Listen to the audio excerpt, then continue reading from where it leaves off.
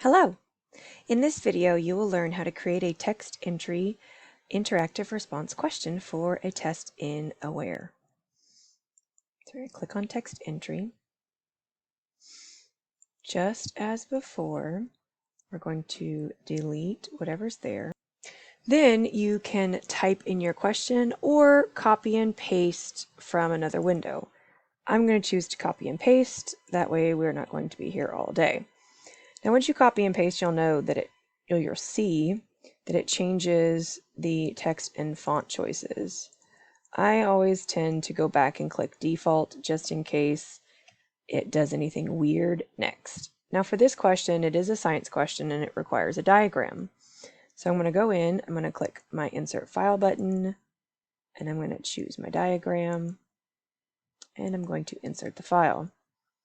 Now, because my diagram does include words, and we do have those students with oral accommodations, I'm going to right-click on the picture, go to Image Properties, and then where it says Alternative Text, I'm going to delete what's there, which should be your file name, and then I'm going to either type in or copy and paste whatever was already there.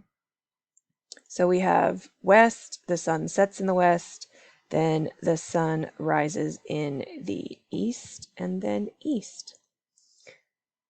I would like it to not have an alignment, and then I click OK. Then we get to the part where it's new, where the text entry part comes in.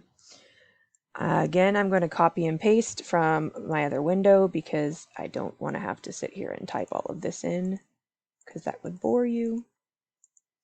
Now, when I was typing it from a window that I couldn't copy and paste from, I put these little blanks, which I'm going to use as my placeholders. So I delete that for the moment, and then I come over here, keeping my cursor in the exact same spot. I'm going to click Add Placeholder Response, go to my other one, delete the lines, and press Add Placeholder Response again. Make sure nothing else has changed and that it is the way I want it to look. Then I'm going to click Continue.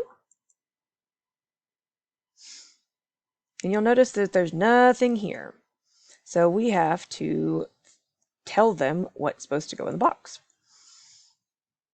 So this says it was closest to position blank an hour earlier. So obviously that would be W. Now, luckily, when it does auto grading, whether it's the letter that we typed in is capital or lowercase, it doesn't matter. It counts both as correct, so you don't have to put in a capital W and then a lowercase w as another correct answer choice. I would suggest changing the width size to just match whatever you typed in, because otherwise they might try and type in words when all you want are letters. We're going to type in our next answer, change the width again to just, well, we'll accept it. If we come over here to the scoring method, choose which one you wish to use for the question. I'm going to do partial credit,